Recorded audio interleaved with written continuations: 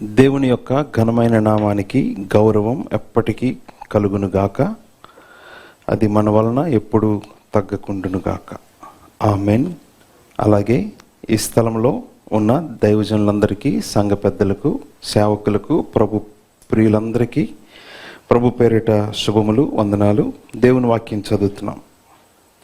నిర్గమకాండం 4వ అధ్యాయం. నిర్గమకాండం 4వ అధ్యాయం.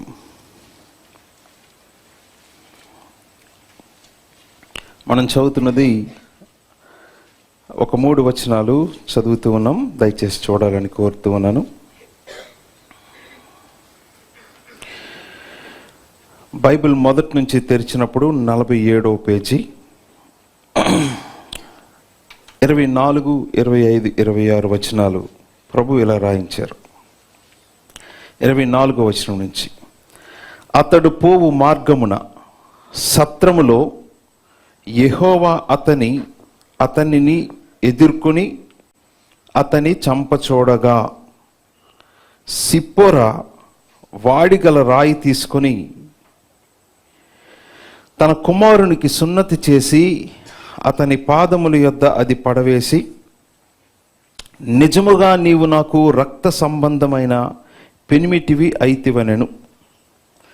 అంతటా ఆయన అతనిని విడిచెను. అప్పుడు ఆమె, ఈ సున్నతిని బట్టి నీవు నాకు రక్త సంబంధమైన పెనిమిటివైతివనెను. చిన్న వాక్య భాగమే, మరొకసారి చదువుతున్నా. అతడు పోవు మార్గమున సత్రములో యెహోవా అతనిని ఎదుర్కొని అతని చంపచూడగా, సిప్పోరా వాడిగల రాయి తీసుకొని తన కుమారునికి సున్నతి చేసి అతని పాదముల యొద్ద అది పడవేసి, నిజముగా నీవు నాకు రక్త సంబంధమైన పెనిమిటివైతివనెను. అంతటా ఆయన అతనిని విడిచెను. అప్పుడు ఆమె, ఈ సున్నతిని బట్టి నీవు నాకు రక్త సంబంధమైన పెనిమిటివైతివనెను. చిన్న ప్రార్థన. పరలోకమందున్న మా తండ్రి, ఎవ్వరూ సమీపింపరాని ఆ తేజస్సులో నీవు మాత్రమే ఉన్నావనేది నిజం. అదెంత నిజమో ఇక్కడ కూడా మీరున్నారనేది అంతే నిజం. పరలోకమందున్న మా తండ్రి అని మిమ్మల్ని పిలవటం, ప్రార్థనలో చెప్పడం, అది ఎంత సత్యమో మాతో ఉన్న మా తండ్రి అని పిలవటం కూడా అంతే సత్యం. నా ముందున్న వాళ్ళందరూ నాకంటే ఎంతో యోగ్యమైన వారు. ఈ స్థలంలో ఉన్న ప్రతి ఒక్కరి కోసం నీకు ప్రాణానికి, నీ గౌరవానికి సమానమైన నీ కుమారుని యొక్క ప్రాణంతో ఒక్కొక్కరిని కొనుక్కున్నారంటే ఇక్కడున్న వాళ్ళందరూ నీ ప్రాణం అంత సమానం. ఇంక నేను వాక్యం చెప్తున్నది నీ ముందే నీకే చెప్తున్నాను అన్నట్టుగా వీరి సమయాన్ని ఏ మాత్రం వ్యర్థం చేయకుండా, ఎంతైనా వారికి నేను స్పిరిచువల్ బెనిఫిట్గా ఉండినట్లు, మిక్కిలి అయోగ్యుడను అనర్హుడను, నిజముగా నీ పరిశుద్ధాత్మ సహాయం నీ కృపతో వేడుకుంటూ, నీ మహిమ కొరకు, మా ఆశీర్వాదం కొరకు, మా ప్రభు పేరిటే మీకు శరణుజొచ్చి ప్రారంభిస్తున్నాము తండ్రి. Amen, amen. మనం చూస్తున్న ఈ 3 వచనాలు ఫస్ట్ టైం బైబిల్ చదివిన వాళ్ళకి దేవుని చెప్పిన మాటే కదా మోషే గారు పాటిస్తూ ఉన్నారు. సడన్గా ఇక్కడికి వచ్చేసరికి దేవుడు మోషే గారిని చంపాలని ప్రయత్నించడం ఏంటి? మోషే ఏం చేశారు అసలు అనే ప్రశ్నలు వస్తాయి. సాధారణంగా ఎక్కువ మంది క్రైస్తవులకు ఉన్న ప్రశ్నలో ఇదిగోండి ఈ వాక్య భాగం కూడా ఒక చిన్న ప్రశ్నే. సో అక్కడ ఉంది కదా, దేవుడు ఆయన చంపడానికి ఎందుకు వచ్చారో అక్కడే ఉంది. తన భార్య ఒక పని చేయలేదు, లేక ఆ ఫ్యామిలీ ఒక పని చేయలేదు, కాబట్టి ఇప్పుడు ఆ పిల్లలకి సున్నతి ఎప్పుడు చేసేసిందో ఆ భార్య, వెంటనే దేవుడు ఖబర్దార్, జాగ్రత్త, అలా ఉండాలి అని చెప్పి అన్నట్టుగా ఆయన వెళ్ళిపోయినట్టు చూస్తున్నాం. కాబట్టి ఆయన్ని చంపడానికి దేవుడు ఎందుకు వచ్చారు, చంపాలని ఎందుకు ప్రయత్నించారు, లేక చంపచూడగా అనే మాటలో అర్థం చంపడానికి ప్రయత్నించినట్లే. So matter settle. సో దేవుడు మోషేని చంపడానికి వచ్చింది కేవలం సున్నతి మ్యాటర్. ఒకవేళ సున్నతే సమస్య అయితే ఆ భార్య 2 సార్లు ఈ మాట చెప్పకూడదు. ఏం చెప్పింది ఆ భార్య చూస్తున్నారా? ఆ మాటలు, ఇదిగో సున్నతి చేశాం, ఓకేనా ఇప్పుడు అని చెప్పాలి. కానీ ఆ భార్య 2 సార్లు రిపిటేటివ్గా చెప్పిన చాలా ఇంట్రెస్టింగ్ స్టేట్మెంట్ ఏంటో తెలుసండి. నిజముగా నీవు నాకు రక్త సంబంధమైన పెనిమిటి వైతివనెను. ఒకసారి అన్నారా ఆ మాట? మళ్ళీ 26వ వచనంలో కూడాను, ఈ సున్నతిని బట్టి నీవు నాకు రక్త సంబంధమైన పెనిమిటి వైతివనెను అనే ఈ మాటతోనే అసలు అదే కీ ఆ లాక్ ఓపెన్ చేయడానికి. ఆ కేసు, అదొక కేసు అనుకోండి, ఒక పెద్ద కేసు, దాన్ని ఇన్వెస్టిగేట్ చేస్తున్నాం, దానికి దేవుడిచ్చిన అద్భుతమైన క్లూ లాంటి స్టేట్మెంట్ అది, హింట్ అది. అంటే ఇప్పుడు నాకు నిజంగా భర్తవయ్యావు అని అంటే మరి అంతవరకు మరి ఏమనుకొని కాపురం చేసింది అక్కగారు? ఇప్పుడు నాకు నా రక్త సంబంధమైన పెనిమిటి అయ్యావు అని అన్నారంటే ఆమె, మరి అంతవరకు ఏమనుకొని ఆమెతో అంతవరకు కాపురం చేసి పిల్లల్ని కన్నారు? ఈ విషయం అర్థం కావాలంటే దానికి ముందు జరిగిన ఆ బ్యాక్గ్రౌండ్ నేపథ్యం అంతా చూడాలి. సో ఆయన ఒక ఈజిప్షియన్ బై లుక్, ఓకే. ఆయన మొదటిసారి ఈ స్త్రీకి కనిపించిన విధానం ఒకసారి ఆలోచించుదాం. అది మొదటి అధ్యాయాల్లో అలా చూస్తే కనిపిస్తుంది. సో ఆమె ఆ ఊరికి చెందిన తన ఇంటికి చెందిన ఆ మందలకి నీళ్లు పెట్టడానికి ఆ టైంకి వచ్చినప్పుడు అక్కడ మొదటిసారి ఈ వ్యక్తిని చూసింది. ఈ వ్యక్తి ఆ పక్కన ఎక్కడో కూర్చొని ఉన్నాడు. ఆయన డ్రెస్ అంతా చూస్తే ఈజిప్షియన్, ఐగుప్తీయుడిగా కనిపిస్తూ ఉన్నాడు. వీళ్ళు అలవాటుగా ముందు చేరుతారు ఆడపిల్లలు, ఆ మందలకు నీళ్లు పెడతారు. వాళ్ళకి ఆ మందలకి నీళ్లు పెట్టే టైంలో అప్పుడు ఇంకొక వాళ్ళు వస్తారు, మగవాళ్ళందరూ వస్తారు. వాళ్ళు వచ్చి ఏం చేస్తారంటే వాళ్ళ దగ్గర కాస్త ఎక్స్ట్రాలు చేసి వాళ్ళని పక్కకు తోసేసి వాళ్ళ మందలకి నీళ్లు పెట్టుకుంటారు. ఈ మగవాళ్ళు వాళ్ళ మందలకి నీళ్లు పెట్టుకున్నంత అంతవరకు వీళ్ళు వెయిట్ చేసి వాళ్ళు పోయిన తర్వాత మరలా ఈ స్త్రీలు వాళ్ళ మందలకి నీళ్లు పెట్టుకుంటారు. అందులో ఈమె పెద్దామె. సో ఇప్పుడు ఆయన చూస్తూ ఉన్నాడు. ఇప్పుడు ఈ మగవాళ్ళు కొద్దిగా హీరోయిజం చూపించే వీళ్ళు వచ్చారు. ఇంకెళ్ళండి పక్కకి వెళ్ళండి అన్నట్టుగా వచ్చి వాళ్ళ మందలకు నీళ్లు పెట్టుకుంటుంటే ఈ పక్కనున్న ఆయన మనకెందుకు, మనమే దిక్కు తోచక ఎక్కడో ఒక దగ్గర తలదాచుకుని వచ్చాం, సైలెంట్గా ఉండాలిగా. కానీ అలా ఉండలేదు. తన ముందు ఒక అన్యాయం జరుగుతూ ఉంటే మధ్యలో వచ్చి ముందు వీళ్ళు వచ్చారు అని అన్నాడు. అరే నువ్వు ఒక్కడివి, అందులోకి నువ్వు ఫారినర్వి, నీతో ఎవ్వరూ లేరు సపోర్ట్కి, ఇది మా ఊరు మా దేశం. అక్కడ ఫైట్ అయిందంటారా ఫిజికల్గా? బైబిల్ చెప్పట్లేదు, ఖచ్చితంగా అయ్యి ఉండదు. ఆ కట్అవుట్ చూసి ఎవడు ఫైట్ చేయాలనుకోడు. ఆయన నిజంగా ఆయన ఫిజికల్ అపియరెన్స్ అలా ఉంటుంది. కాబట్టి ఈజిప్ట్కి తర్వాత ప్రిన్స్, రాజు అనే ఈక్వల్ రేంజ్లో ఆయన్ని దేవుడు పెంచాడు. ఆయన శక్తి సామర్థ్యాలు ఆయనకి బాగా తెలుసు, తన ఫ్యామిలీకి కూడా బాగా తెలుసు. కాబట్టి ఇజ్రాయేల్ని విమోచించడానికి ఈయనే దేవుని యొక్క చూజన్ అని అనుకున్నారు. అందుకు తగినట్టే ఆయనకి జ్ఞానం, శక్తి సామర్థ్యాలు ఒకటి కాదు, అన్ని ఎబిలిటీస్ ఉన్నాయి, ఈవెన్ లుక్ కూడా. అక్కడైతే ఫిజికల్ ఫైట్ అయితే అవ్వలేదు, కానీ వాళ్ళ దగ్గర ఒక లాజిక్ పనిచేసింది. ఇతగాడు ఒక్కడు, అది కూడా వేరే దేశం నుంచి వచ్చినవాడు. ఇది మన దేశం, మనం అందరం పురుషులం, మనం మల్టిపుల్ పీపుల్ ఉన్నాం, మనల్నే ఎదిరిస్తున్నాడంటే నిజంగా మనోడు స్టఫ్ ఉంది. కాబట్టి ఊరికే గొడవ అక్కర్లేదని వాళ్ళు కూడా వెనకడుగేశారేమో. ఆయన యొక్క క్యారెక్టరు, ఆయన ధైర్య సాహసాలు ఏంటి, ఒక్కడై ఉన్నాడు, ఈవెన్ ఫారిన్ ల్యాండ్లో ఉన్నాడు, వాళ్ళంతా చాలామంది ఉన్నారు, బట్ స్టిల్ మాట్లాడాడు, అబ్జెక్షన్ చెప్పాడు. మీరు అన్యాయం, వాళ్ళే ముందెచ్చారు, వాళ్ళకి తాగనివ్వాలి, ఆ నీళ్లు పెట్టుకోవాలని. సో ఇంకా ఆయనతో గొడవ పడే పరిస్థితే లేదు. అక్కడ ఒక హీరోయిక్ ఎంట్రీ. తర్వాత ఏం జరిగిందో మీకు తెలుసు. వాళ్ళ ఇంటికి వెళ్ళారు, మరి ఎన్నాళ్ళు జరిగిందో తెలియదు. తర్వాత వాళ్ళ అమ్మాయిని ఇచ్చి పెళ్లి చేయాలనుకున్నాడు వాళ్ళ మామయ్య గారు, ఇత్రో గారు. సో పెళ్లి చేస్తాం, పెళ్లికి ముందే మాట్లాడి ఉండొచ్చు, మరి మాతోనే ఉండాలనుకుంటే ఎంతకీ నీకే పని వచ్చు, ఏ పని చేస్తావు? ఈ మాట ఎప్పుడు అడుగు ఉండొచ్చు. అట్లీస్ట్ కనీసం తన కుమార్తెనిచ్చి పెళ్లి చేసే టైంలోనైనా అడిగి ఉండొచ్చు, అబ్బాయి నీకు ఏ పని వచ్చు, నువ్వు ఎంతకు ఏ పని చేస్తావంటే అప్పుడు ఆయన ఆన్సర్ ఏమై ఉండొచ్చు? మీరు ఆలోచిస్తున్నారా ఒకసారి? ఒకవేళ ఆయన మైండ్లో ఏం తిరగండొచ్చు, అవును నాకేం పని వచ్చింతకి భార్యను పోషించడానికి, కుటుంబాన్ని పోషించడానికి. ఆయనకి ఏ పని వచ్చు అనే ప్రశ్న మీరు వేసుకొని ఏ ఆన్సర్ చెప్పొచ్చు? ఒకవేళ మీరే మోషే గారు, ఈ క్వశ్చన్ మీకే వచ్చింది, పెళ్లి సంబంధం మాట్లాడుతున్నారు, ఇంతకీ అబ్బాయి నువ్వేం చేస్తావు అని అంటే ఏం చేస్తానా, ఇంతకీ నీకేమొచ్చు, ఏం చేయగలవు అని అంటే ఏం చేయగలనా? ఆయన మనసులో ఉన్న ఆన్సర్ ఏంటో తెలుసండి, అసలు మన వల్ల కాంది ఏంటి?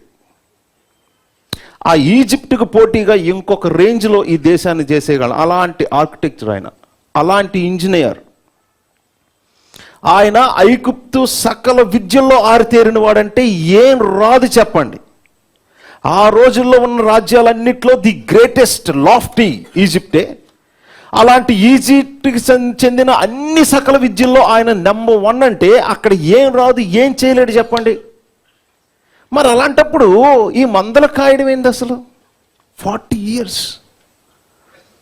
దేవుడు ఊరికే చెప్పలేదు ఆయన భూమి మీద మిక్కిలి సాత్వికుడని. ఆయన లోపల చెప్పలేనంత పవర్ ఉంది, బట్ అంత తొక్కి పెట్టాడు. అబ్బాయి నీకేమొచ్చు, ఏం చేస్తావంటే, బట్ యునో ఏమొచ్చు, ఏం చేయగలడు, ఓకే నీకు ఇది వచ్చానో కదా చెయ్యంటే, ఇది ఈజిప్ట్లోనే ఉంటుంది, ఎక్కడ ఉందంటే అక్కడ వాడెవడో ఇక్కడ ఉన్నాడు అని తెలిసిపోతుంది. ఆయన షర్ట్ తిప్పితే సూపర్ మ్యానే, కానీ ఒక ఆటో డ్రైవర్ షర్ట్ వేసుకున్నాడు అంతే. లోపల దాచిపెట్టాడు ట్రూ ఐడెంటిటీని. సాత్వికం, మీక్నెస్ అనే మాటకు మీకు తెలుసు కదా అర్థం, పవర్ అండర్ కంట్రోల్ అని. మీక్నెస్ ఈజ్ నాట్ వీక్నెస్ అని, చేతకాని తనము కాదని. మరి అంత శక్తి సామర్థ్యాలు ఉన్నవాడు ఏమీ చేయకుండా ఈ మందల వెనకతలేంది అసలు? ఆయన ఏం చేసినా ఆయన అక్కడ ఉన్నాడని తెలిసిపోతుంది ఈజిప్ట్కి.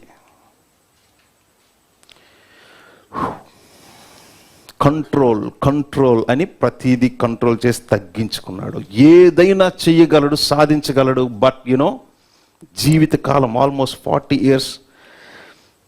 ఇంకా ఆయన దగ్గర నుంచి ఆన్సర్ ఏమీ రాలేదేమో, సరే నువ్వు మరీ బాధపడకలే, నా మందల కాయ అన్నాడు. అరే ఎవరికి ఏ పని ఇస్తున్నారు సార్? ఆయన మందల కాయ మనగానే ఎలా చూడాలి? మనమే అసలు ఒప్పుకోం. మనమేంటి, మన రేంజ్ ఏంటి, మన బ్యాక్గ్రౌండ్ ఏంటి? ఈ పని మనక? చర్చిలో తొడవడమా, చైర్స్ వెయ్యడమా? మనం ఏంటో తెలుసా? మీరందరూ బక్సింగ్ గారిని దగ్గర ఆ సేవా ఫలం పొందినవారు, అంటే అలాంటి సేవకుల దగ్గర నుంచి వచ్చినవారు, వారి యొక్క సేవను పొందినవారు. మీకు తెలుసు కదా, చెన్నైలో సార్ ఒకసారి దైవజన్లో ఒకసారి మెసేజ్ చెప్తున్నప్పుడు ఆ చివరిలో ఎవరో ఒక ఆయన కూర్చొని సిగరెట్ తాగుతున్నాడు చర్చ్లో. ఈయన చూశారు దూరం నుంచి, చెప్తున్నారు దాన్ని ఆపేమని. ఆపల ఆయన సిగరెట్ తాగుతున్న ఆయన. అందరూ చూసి, చర్చిలో సిగరెట్ ఎవరు తాగుతున్నారు అని అందరూ చూస్తున్నారు. అందరూ ఆయన చూసేసరికి ఆయనకి ఈగో వచ్చిందేమో, ఆపలేదు, మరొకసారి తాగుతున్నాడు. మళ్ళీ చెప్పారు, ఈయన వినలేదు. మీకు అంతగా తాగాలనుకుంటే బయటికి వెళ్ళి తాక్కోండి, ఇక్కడ కాదన్నారు. థర్డ్ టైం అందరూ భయంతో చూస్తున్నారు. ఇంకంతే. మీకేం జరిగిందో తెలుసు కదా, చాలామందికి పెద్దలకు తెలుసు. సార్ అలాగే వెళ్ళారు, అక్కడికి వెళ్ళారు, లాగి పెట్టి ఒకటి కొట్టారు, కూర్చున్నాండి సిగరెట్ తాగుతున్నాండి. ఆయన వెంటనే చైర్ మీద నుంచి లేచిపోయి నన్ను కొడతామని ఇలా వెంటనే బయటికి వెళ్ళాడు. ఆ తర్వాత సంఘ పెద్దలు చెప్తున్నారు, ఆయన కలెక్టర్ గారండి అని. కలెక్టర్ గారైతే సో వాట్? కలెక్టర్ కాదు, మోదీ గారు అయితే ఎక్కడున్నారు? ఎవరి దగ్గరికి వచ్చారు?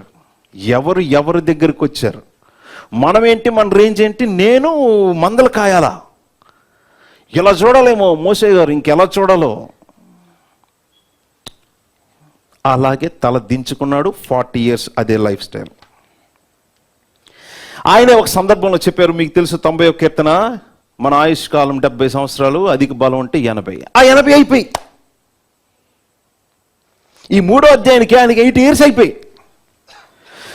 చాలా మంది డైలాగ్ ఏంటో తెలుసా? క్రైస్తవులదే ముఖ్యంగా. చాలా మందికి ఉండొచ్చు ప్రపంచంలో, బట్ క్రైస్తవులకి ఎన్నెన్నో అనుకున్నాం,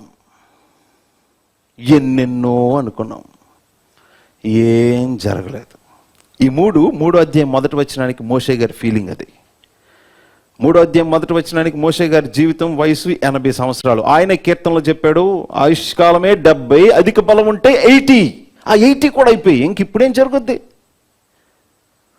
ఎప్పుడైనా ఏదైనా నేను నా జీవితం దేనికోసమని కలలు కన్నాను, ఎంత గ్రేట్ డిజైర్స్, అంబిషన్స్ ఉన్నాయో అవన్నీ తీర్చాలంటే కనీసం 5-10 ఇయర్స్ క్రితమైనా దేవుడు నన్ను పిలవాలి, ఇప్పటికైనా పిలుస్తాడు అనుకున్నాను. 80 నేను అనుకున్న జీవితం అంతా అయిపోయింది, అది కూడా 80 విత్ ఇంక్లూడింగ్ అధిక బలం. ఇప్పుడు ఇంకేదో జరుగుద్ది అనుకోవడానికి ఇంకేమి లేదంటే మూడో అధ్యాయానికి అంటే ఆయన 79 సంవత్సరాల వయసు ఉన్నప్పుడు కూడా ఇంకొక 1 ఇయర్ ఇంకేమైనా నేను అనుకున్నవి నా జీవితంలో దేవుడు ఇస్తాడేమో. ఇక్కడ కూర్చున్న వాళ్ళందరికీ మీ విషయసే కావచ్చు, మినిస్ట్రీ అకార్డింగ్ టు కాంటెక్స్లో ఉన్న మినిస్ట్రీరియల్ మైండే. దేవునికి అద్భుతమైన సేవ చేయాలి, మామూలుగా ఉండకూడదు, ఇంకా నా బెస్ట్ నేను చేయాలని ఎలాంటి యాంబిషన్ ఉందో చూడండి, ఎలాంటి డిజైర్ ఉందో చూడండి. ఆయన అనుకున్న ఆయుష్కాలం అంతా అయిపోయింది, ఇంక ఇప్పుడు ఏం జరుగుద్ది, ఇంక ఇప్పుడు ఏం చేయగలను? అది మామూలు డిసప్పాయింట్మెంట్ కాదండి, ఎక్స్ట్రీమ్. ఆ మూడో అధ్యాయం మొదటి వచనానికి ఆయన ఫీలింగ్. ఎప్పుడైనా దేవుని వాక్యం ఆలోచించినప్పుడు కాంటెక్స్ట్, హిస్టారికల్ బ్యాక్గ్రౌండ్ అవన్నీ ఎంత ఆలోచించాలో, సో ఈ సెటప్లో ఆయన మైండ్ సెట్ ఏంటి? మూడ్, ఫీలింగ్ అనాలిసిస్ అంటారు, మూడ్ అనాలిసిస్. ఆయన ఆ టైంకి ఆయన మూడ్ ఏంటి, ఏం ఆలోచిస్తున్నాడు, ఏం తిరుగుతుంది మైండ్లో, ఆ టైంలోనే దేవుడు ఎపీరియన్స్ అంటే కనిపించడం ఎందుకు, ఇవన్నీ ఆలోచించాలి. సో ఆ మూడో అధ్యాయానికి ఆయన పరిస్థితి అది. పెళ్ళైపోయి 40 ఏమో, పెళ్ళయి ఎన్ని సంవత్సరాలు అయిందో మనకు తెలియదు, బట్ అప్పటికి ఆయన వయసు ఈజిప్ట్లో 40 ఇయర్స్, ఇదిగోండి మిద్యాన్లో 40 ఇయర్స్, టుగెదర్ 80 ఇయర్స్. అలాంటప్పుడు దేవుడు వచ్చి, ఇదిగో ఇప్పుడు నువ్వు నా సేవ చేయాలి, పనుంది పద అని చెప్తున్నారు. ఇప్పుడా? నేను ఎప్పుడో అనుకున్నా, ఇప్పుడు వస్తే నేనేం చేయగలను, అసలు మాటే నాకు రాదు, నేను రాను, ఇంకెవరిని చూసుకో. అలిగాడా? అలక్క తెలుసు కదా ఈ మాట మీకు. అలిగాడా లేక ఇన్ఎబిలిటీ బట్టి అలా ఫీల్ అవుతున్నాడా? ఎన్నిసార్లు దేవుడు పిలుస్తూ ఉంటే నా వల్ల కాదు అయినప్పుడు చేస్తానన్నప్పుడేమో పక్కన పరిగెట్టించావు, ఇప్పుడేమో పిలుస్తున్నావు, నా వల్ల ఏమవుతుంది, నా వల్ల కాదు, ఇంకెవరిని చూసుకో. మనం ఆశించిన టైంలో జరిగిపోవాలి, అప్పుడు హ్యాపీ. దేవుడు మంచాడు, మనము మంచాము, అందరూ మంచారు, లోకం అంతా పచ్చ కనిపిస్తుంది. అప్పుడు అన్నీ పచ్చని చిలుకలు తోడే, అంత హ్యాపీ. సో దేవుడు నేర్పిస్తున్న సత్యం చూసారా ఎలా ఉందో? ఇక్కడ కూర్చున్న వాళ్ళు కూడా చాలా డిస్కరేజ్మెంట్, డిసప్పాయింట్మెంట్తో ఉండొచ్చు. దేవునికి ఎంతకాలం నుంచి అడుగుతున్నా, ప్రార్థన చేస్తున్నా, ఎప్పుడు చేస్తాడు? ఇప్పుడు ఇస్తే నేను వేస్ట్ ఫెలో అని చాలామంది అంటున్నారు. వాళ్ళందరికీ చూపించి నేను వేస్ట్ ఫెలో అని కాదు, ఐఎమ్ సంథింగ్ అని నన్ను నేను ప్రూవ్ చేసుకోవడానికి అవకాశం ఉంటుంది. ఇప్పుడు ఇవ్వడంట, ఎప్పుడో ఇస్తాడంట. ఎవరికి కావాలి?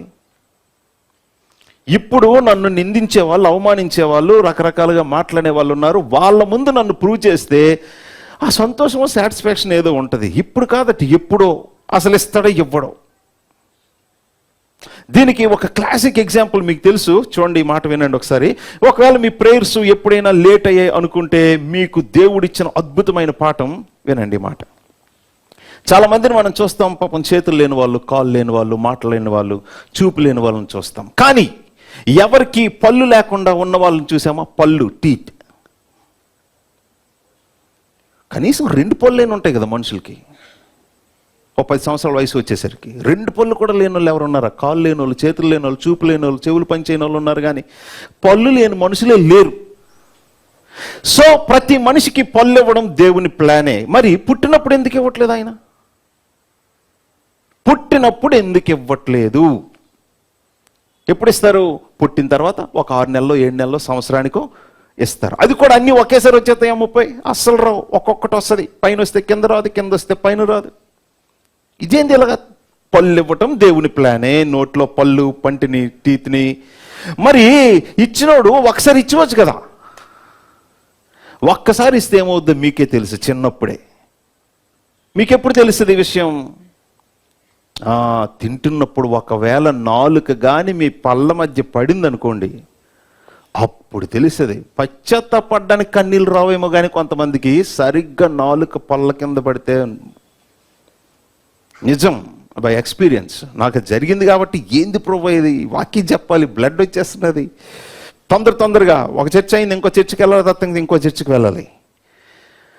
అప్పుడు ప్రభు నేర్పించారు, ఈ పళ్ళు పుట్టినప్పుడే దేవుడు ఇచ్చి ఉంటే అసలు పిల్లలు మాట్లాడరు, ఎవరి నాలుక షేప్లో ఉండదు, షేప్ ప్లస్, ఎన్ని మొక్కలు ఊడిపోతాయి దానికి. సో పిల్లలకి పళ్ళు దేవుడు ఎలా ఇస్తారో తెలుసా? నోట్లో మనం వేలు పెడతాం పళ్ళు వచ్చేయేమో అని. వాళ్ళు ఏం చేస్తారో తెలుసా? కరుస్తారు. కరిసినప్పుడు మనం ఎలా తీస్తాం? అరే బాగా ఆడుతున్నారే మా పేరెంట్స్ అనుకుంటాడు వాడు. ఎందుకు అలా లాగుతున్నారు అని వాడు కూడా ఒకసారి ట్రై చేస్తాడు. అప్పుడు అర్థమవుతుంది, ఈ వేలు ఎందులోనైనా పెట్టొచ్చేమో కానీ ఎక్కడ పెట్టకూడదని అర్థమవుతుంది. సో మాట్లాడినప్పుడు, భోంచేసేటప్పుడు, నవ్విలేటప్పుడు నాలుకను తప్పించుకోవడం బాగా అలవాటైన తర్వాత దేవుడు పై పళ్ళు కింద పళ్ళు ఒక్కొక్కటి అన్నీ కల్పిస్తాడు. సో దేవునికి ఇవ్వడం తన ప్లాన్లో ఉన్నప్పటికీ సమయాలు ఎందుకు లేట్ అవుతాయంటే అది మన క్షేమం, మేలు కోసమే. ఈ విషయం ఇప్పటికే ఎంతో మంది సేవకులు చెప్పుంటారు. దేవుడు ఆలస్యం, అలక్ష్యం కాదు.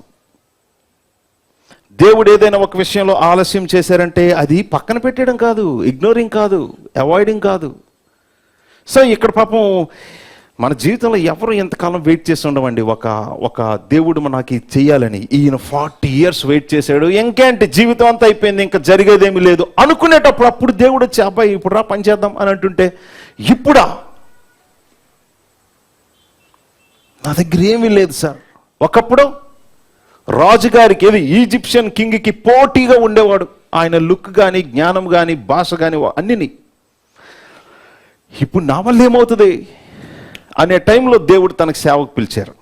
ఇదే అంత విషయం ఆలోచించండి. తన భార్య గురించి, ఇప్పుడు నువ్వు నాకు రక్త సంబంధమైన పెనిమిటివయ్యావు అనే మాట అన్నదంటే అంతవరకు తాను ఎలా ఫీల్ అవుతుందో తెలుసా? అనవసరం నిన్ను పెళ్లి చేసుకున్నా. ఈ మాట ఎక్కడుంది బైబిల్లో? అనవసరం నిన్ను పెళ్లి చేసుకున్నా అనే మాట ఆమె మాటలో ఉంది. అదే నా రక్త సంబంధం అయిననుకోండి, అంటే ఎవరికైనా పెళ్ళిళ్ళు ఎలా అవుతాయి ఆ కాలంలో అంటే తన ఫ్యామిలీ మెంబర్స్, రక్త సంబంధులు. ఎందుకంటే ఆ జీనియాలజీని అలా మెయింటైన్ చేస్తారు. వాళ్ళ రాజ్యాన్ని విస్తరించాలంటే వాళ్ళ రాజ్యంలో ఉన్నవారే, వాళ్ళ సొంత వాళ్ళే కావాలి. అనవసరంగా ఒక ఫారినర్ని పెళ్లి చేసుకున్నాను, ఇప్పుడు చూడు నా బతుకు రోడ్డు అయిపోయింది అంటుంది ఈమె. రోడ్డు ఎందుకు అయిపోయింది బతుకు? 24వ వచనం, అతడు పోవు మార్గమున సత్రములో. అరే ఈ భార్యాభర్తలు సత్రములో ఉండాల్సిన పరిస్థితి ఎందుకు వచ్చింది? మీకు తెలుసు, సత్రం ఇల్లు రెండు ఒకటి కాదు.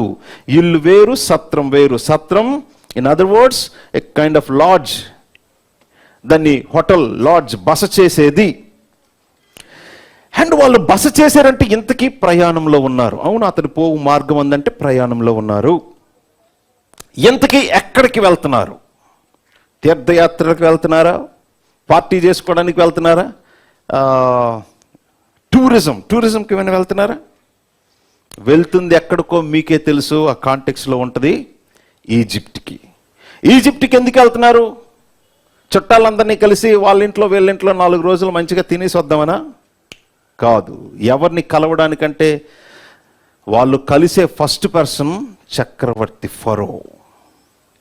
ఎందుకు? ఫరో గారికి మంచి గిఫ్ట్ ఇద్దామనా?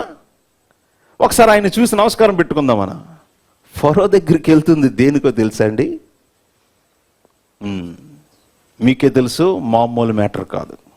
ఈయన చెప్పాల్సిన మెసేజ్ ఏంటో తెలుసా? నువ్వు గాని నా మాట విని ఈ ఇజ్రాయెల్ పీపుల్ని వదలకపోతే మీ పెద్ద అబ్బాయిని చంపేస్తా. ఈ మాట ఫరో చక్రవర్తితో చెప్తే ఆయన ఉంచుతాడా?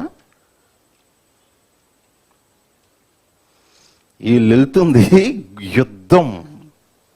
ఒక యుద్ధానికి ఎవరిని పంపిస్తున్నారు చూడండి. దేవుడు కూడా ఒక పెద్ద యుద్ధానికి. అటున్న శత్రువు ఇదిగో ఆ రోజుల్లో ప్రపంచ దేశాలన్నిటికంటే అన్ని రాజ్యాలు గడగడలాడే ఒకే ఒక రాజ్యం ఈజిప్టు. ఆ ఈజిప్ట్ రాజ్యం అంతా దేవుడు అని సాగిలు పడి కొలిచే వాళ్ళ చక్రవర్తి ఫరో. ఇప్పుడు ఎవరితో యుద్ధం చేయడానికి, ఎవరికి థ్రెట్ ఇవ్వడానికి, ఎవరిని భయపెట్టడానికి వెళ్తున్నాడు? వెళ్తున్నది ఎవరు? 80 years old man with his wife and kid. ఇప్పుడు మీకు ఆ కాంటెక్స్లోకి వెళ్ళి ఆలోచించాలి. ఇంతకీ ఆ అమ్మాయి, ఆ స్త్రీ ఎందుకు ఇలా ఉంది, ఎందుకు ఈ మాట చెప్తుందంటే ఆయన హృదయం, ఆ స్త్రీ హృదయంలో ఉన్నది ఏంటో తెలుసా? Fear of death. అదే నా రక్త సంబంధిలో, మా దేశస్తులో ఎవరినో పెళ్లి చేసుకున్నాను అనుకో, హ్యాపీగా సెటిల్ అయ్యేదాన్ని. మా ఆస్తులు వదలక్కర్లేదు, మా పొలాలు వదలక్కర్లేదు, మా ఇండ్లు వదలక్కర్లేదు, హ్యాపీ లైఫ్. ఇప్పుడు నిన్ను పెళ్లి చేసుకున్నా చూడు, ఇదిగో రోడ్డును పడ్డా.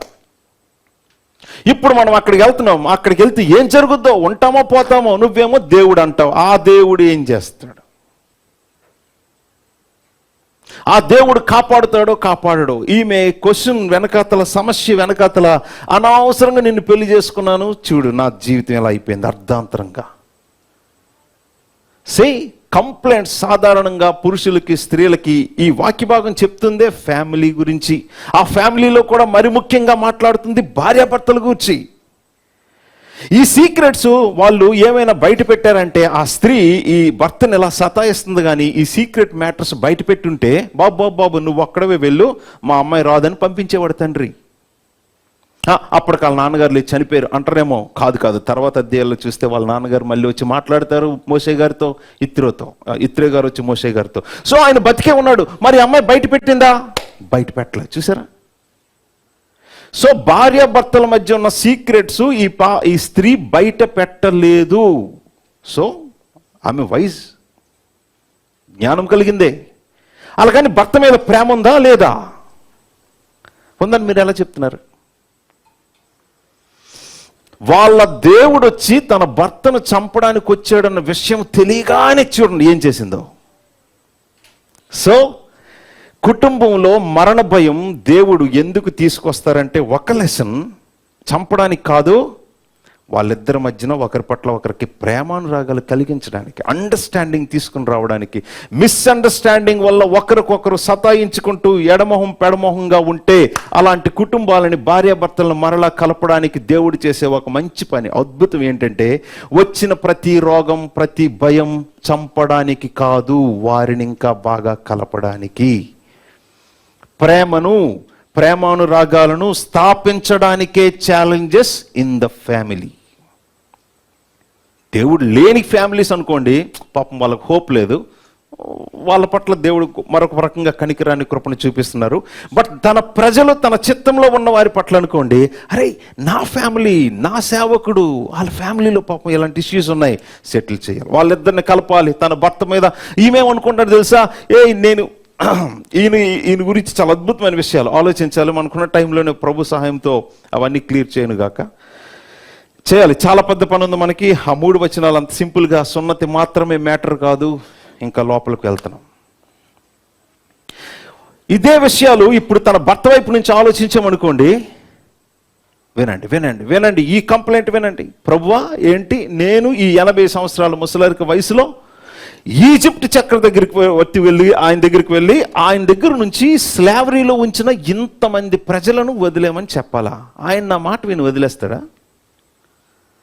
ప్రభువా, ఈజిప్షియన్ చక్రవర్తి నా మాటకి గౌరవించి ఇంత గొప్ప 20 లక్షల మంది వాళ్ళ ఈజిప్ట్లో ఉన్న పెద్ద పెద్ద బిల్డింగ్లు కట్టుకోవడానికి వీళ్ళ చేతే చాకిరీ చేయించి స్లేవరీలో ఉంచి అన్ని పనులు చేయించుకుంటున్నారు. అలాంటిది ఇంత గొప్ప మ్యాన్ పవర్ని ఫ్రీగా ఏ చక్రవర్తి వదిలేస్తాడు? నా మాట విని, నా మాటకు అంత గౌరవం ఆయన దగ్గర ఉంటుందా? నా మాట విని అంత ఆయన చేస్తాడా? ఇదిగో ఇప్పుడు కాదు ప్రభువా, ఇప్పుడు ముసలరికంలో కాదు, 40 years బ్యాక్, 40 years ఏజ్లో నేను ఒకలాగుండేవాడిని. ఆ వయసులోనే నేను ఒక పని చేసి పెడితే నా ఓన్ పీపులే నా నాయకత్వాన్ని అంగీకరించలేదు, నా ఓన్ పీపులే నా మాటకు గౌరవం ఇవ్వలేదు, నా ఓన్ పీపులే నన్ను అర్థం చేసుకోలేదు. నేను మళ్ళీ చేసిన పని వాళ్ళకి సహాయం చేయడానికి ఆ ఐగుప్తుని కొట్టా. ఆ ఒక్క దెబ్బకు అది కూడా చచ్చినట్టున్నాడు. నేను ఇంకొక రకంగా ఉన్న రోజుల్లోనే నా ఓన్ పీపులే నన్ను నమ్మంది. ఈజిప్షియన్స్ ఎలా నమ్ముతారు, ఇంకా ఫరో చక్రవర్తి ఎలా నమ్ముతాడు? నేను నా ప్రజలకి నాయకుడినా? మా ఇంట్లోనే నేను నాయకుడిని గాను. అది పాయింట్. నా ఇంట్లో నా భార్యకే నేను నాయకుడిని అయితే, నా మాటకు ఆమె గౌరవించుంటే, ఇదిగో నా పిల్లలకే ఎంతవరకు సున్నతి చేయించలేదు. దేవుని పట్ల ఈ రేంజ్ భక్తి కలిగి ఉన్నవాడు తన పిల్లలకి ఎంతవరకు సున్నతి చేయించలేదు. పుట్టిన 8వ రోజు చేయించాలి. అడ్డుపడింది ఎవరో తెలుసా? తన భార్య. తన భార్య సున్నతి పిల్లలకి చేయించడానికి అడ్డు. ఆటంకం. నో చెప్పింది. ఆమె మాటని కాదని నేను చేసే అంత చిత్రము నాకు లేకపోయింది. నా మాట విని నేను అడిగిన ఒక్క పని పిల్లలకి సున్నతి చేయించలేదు నా భార్య. నా భార్యకే నేను నాయకుని కాదు, నేను ఎవరికి నాయకుని? నువ్వెవరిని పంపిస్తున్నావు? నీకు అర్థం కావట్లేదు ప్రభు నా సిచ్యువేషను. ఇది ఆయన ఏడుపు. ఇప్పుడు దేవుడు ఏం ప్రూవ్ చేయాలో మీకు అర్థమవుతుంది? అసలు మీకేమైనా అర్థమవుతున్నాయి? అసలు దేవుని కార్యాలు ఏంటో? దేవుడు ఊరికే మరణ భయం, రోగం, కుటుంబంలో ఒక డిస్ప్యూట్ ఈ ఊరికే తీసుకురారు. మనకు కనిపించని పెద్ద ప్రాబ్లమ్సే ఉంటాయి హృదయాల్లో, కుటుంబాల్లో, ఫ్యామిలీస్లో. కొన్నిసార్లు ఈయనేమనుకుంటుంది తెలుసా మోషే గారు, వాళ్ళు నమ్మడం ఏంటి ప్రభు నా మాట, నా సొంత పీపులే నమ్మలేదు, ఇప్పుడు కాదు 40 years ago. అలాంటిది వీళ్ళు ఎందుకు ప్రభు? అసలు నా ఇంట్లో ఉన్న నా భార్య నా మాటలు నమ్మట్లేదు. ఇంకా నేను చెప్తే ఎవరు నమ్ముతారు, ఎవరు అంగీకరిస్తారు? నీకు అర్థం కావట్లేదు ప్రభు అంటే, ప్రభు నింది అండి ఎవరిని ఏం ప్రూవ్ చేస్తున్నారు తెలుసా? ఇది వెరీ క్లాసిక్, మామూలు విషయం కాదు. శ్రద్ధగా ఆలకించండి. ఇదిగో మోషే, నువ్వు ప్రతిసారి ఏమంటున్నావు తెలుసా? ఆ చక్రవర్తి ఎలా నమ్ముతాడు, ఈజిప్షియన్స్ ఎలా నమ్ముతారు, నా ప్రజలు ఇశ్రాయేలీలు ఎలా నమ్ముతారు, అసలు నా భార్య నన్ను నమ్మదంటున్నావు కదా. అసలు నమ్మంది వాళ్ళు వీళ్ళు కాదు, నువ్వే. నన్ను, నా శక్తి సామర్థ్యాలని, హృదయాల్ని మార్చగలనని శక్తి సామర్థ్యం కలిగిన దేవుడునని నమ్మంది మొదట నువ్వే. ప్రాబ్లం అటు ఇటు ఇటు అటు కాదు, ప్రాబ్లం నీదే.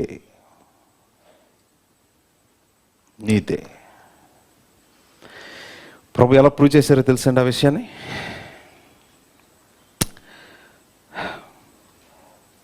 చెప్పడానికి చాలా విషయాలు ఉన్నాయి, అవన్నీ తగ్గించి మన టైంలో నేను కూడా ఇంకో చర్చికి వెళ్ళాలి ఈ ట్రాఫిక్ దాటి.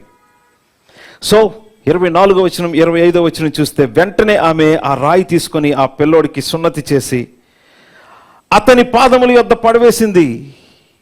ఒకవేళ ఆ సున్నతి చేసిన ఆ స్కిన్ తీసి దేవుని దగ్గరికి ఇసిరేయాలి, దేవుని ముందు పెట్టాలి. కానీ అతడు అనే మాట బట్టే ఆమె పడవేసింది మోసే పాదాల దగ్గర. ఎందుకు అంటే, అయ్య బాబో ఎప్పుడు నుండో చెప్తున్నావు పిల్లలకి ఇది చేయమని, నేనే కానివ్వలేదు. ఇదిగో నువ్వు అడిగిందని ఫస్ట్ మోసేకే ఇచ్చింది, మోసేకే చూపించింది.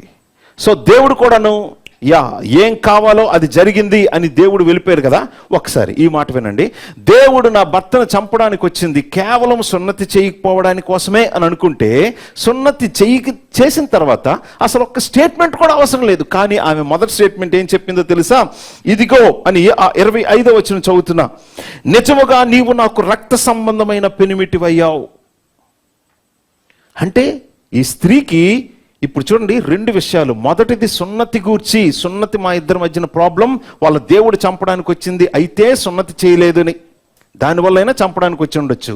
రెండో ప్రాబ్లం, తన దేవుడు ఆయన మాట నా భర్త ఆలకించలేదని ఆయన్నే చంపడానికి వచ్చాడంటే, ఇలాంటి సేవకునికి నేను ఎంత సతాయించాను, ఎంత మెంటల్గా టార్చర్ పెట్టాను నేను. ఇప్పుడు నేను సారీ చెప్పాలి. ఏ విషయంలో తన భర్తకు టార్చర్ చేసిందో. ఇంతకీ తన భర్త మాత్రమే కాదు, వాళ్ళ దేవునికి తేడా వస్తే చంపడానికి వచ్చేస్తాడు. ఈ రేంజ్ దేవుడు ఈయన, వెరైటీగా. కాబట్టి ఆ దేవుడు సేవిస్తున్న తన భర్త తన సేవకునికి ఏ విషయంలో బాధ పెట్టానో అది కూడా సెటిల్ చేసుకుంది. అప్పుడు చెప్పాల్సిన సారీ తన మాటలు ఎలా చెప్పిందో తెలుసా?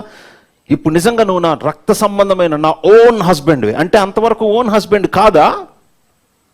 ఇష్టం లేకుండానేనా? ఇష్టం ఉంది, కానీ ఇప్పుడు ఫ్యామిలీకి ఒక ప్రాబ్లం వచ్చింది. ఆ ప్రాబ్లం ఏంటంటే, ఫరో చక్రవర్తితో వెళ్ళి పెద్ద గొడవ పెట్టుకోవాలి. ఆ చక్రవర్తి ఒక మాట చెప్తే తలలు తీసేస్తాడు. అలాంటి పెద్ద సమస్య వచ్చింది. ఇప్పుడు ఈ భర్తను పెళ్లి చేసుకోబట్టే కదా ఇప్పుడు నేను అక్కడికి వెళ్ళాల్సిన పరిస్థితి వచ్చింది. అదే వేరే భర్త అయితే నాకు ఈ ప్రాబ్లం ఉండదు, మా ఓన్ పీపుల్ అయితే మాకు ఈ ప్రాబ్లం ఉండదు. కానీ నేను అనవసరంగా చచ్చే సమస్యలు పడ్డానికి కారణం ఈయన అని ఎంతగా మరి ఆయన్ని బాధించిందో మనకు తెలియదు. కానీ ఆ ఒక్క స్టేట్మెంట్తో దేవుడు ప్రభు సెటిల్ చేశారు. సారీ మొదటిగా భర్తకు చెప్పింది. మరొక మాట చెప్పుకుందాం. సో ఇప్పుడు ఆ స్త్రీ హృదయం బట్టి మనం క్రిస్టియన్స్గా నేర్చుకోవాల్సిన ప్రాముఖ్యమైన సత్యం ఏంటో తెలుసండి. సాధారణంగా దేవునికి ప్రార్థన చేయడానికి వచ్చిన వాళ్ళు అడుక్కునేది, దేవుణ్ణి వేడుకునేది హ్యాపీగా మంచిగా సెటిల్ అయి బతికేయడం. Risk we don't like it. Risk తీసుకోవడానికి ఇష్టపడం. అందులోకి ప్రాణం మీదకి వస్తుందంటే ఇంకెందుకు అలాంటిది? కానీ ప్రభు ఆ స్త్రీకి నేర్పిస్తున్న విషయం ఏంటో తెలుసా అండి? ఇక్కడ ఉన్న దేవుడు మనం భయపడుతున్న రోగాల కంటే, మరణం కంటే, ప్రమాదాల కంటే ఇంకా భీకరమైన వాడు. మనం భయపడితే, మనం భయపడుతున్న జీవితంలో ఏవైతే ఉన్నాయో ప్రాణం మీదకి వచ్చేవి, వాటికంటే ఇంకెక్కువ భయపడాల్సింది వాటిని అంత భీకరంగా చేసిన వాడికి. ఈ మాట నేను చెప్పలేదు, ఒక సందర్భంలో ప్రభువే చెప్పారు. మీకే తెలుసు కదా ఆ ఇర్మియా గ్రంథంలో ఆయన ఏం చెప్పారో. ఈ మాట కనీసం ఒక్క వచనమైన చూద్దాం. దయచేసి చూడండి, ఇర్మియా గ్రంథం 5వ అధ్యాయం. ఇర్మియా గ్రంథం 5వ అధ్యాయం. ప్రభువు భయపడ్డానికే ఇలాంటివన్నీ చేశాడు అనడానికి అద్భుతమైన రిఫరెన్స్ ఇది. ఇర్మియా గ్రంథం మనం చూస్తున్నాం 5వ అధ్యాయం మనం చూస్తున్నాం. ఇర్మియా గ్రంథం 5వ అధ్యాయం మనం చదువుతున్నాం. చూడండి ఎంత అద్భుతమైన మాటది. బైబిల్ మధ్యలో 631వ పేజీ. మన జీవితానికి, మన కళ్ళకి ఏవైనా భయంకరంగా ప్రాణాన్ని తీసేస్తాయేమో అని కనిపిస్తున్న ప్రతిదీ దేనికోసం దేవుడు చేశారో ఇదిగోండి, దానికి సంబంధించిన సిద్ధాంతానికి సంబంధించిన వచనం చదువుతున్నాం మనం. 22వ వచనం. సముద్రము దాటలేకుండునట్లును, దాని తరంగములు ఎంత పొర్లినను అది ప్రబలలేక, ఎంత ఘోషించినను దాని దాటలేకయు ఉండునట్లు నిత్య నిర్ణయము చేత దానికి ఇసుకను సరిహద్దుగా నియమించిన నాకు మీరు భయపడరా, నా సన్నిధిని వనకరా, ఇదే యెహోవా వాక్కు. సముద్రం అది ఎంత శక్తివంతమైంది, ఎంత భయంకరమైనది. దాన్ని ఇసుకతో కంట్రోల్ చేసి ఆపేస్తున్న నాకు భయపడరా. సో మనకి ప్రాణానికి భయపడేది ప్రతీది అంత భయంకరమైనవి కూడాను మన చుట్టూ ఉన్న స్టిల్ మనల్ని జీవింపజేస్తూ కాపాడుతున్న దేవునికి ఇవన్నీ ఎందుకు పెట్టారంటే మనం ఒకే ఒక ప్రాముఖ్యమైన పాయింట్, ఆయనకి ఇంకెక్కువ భయపడాలి.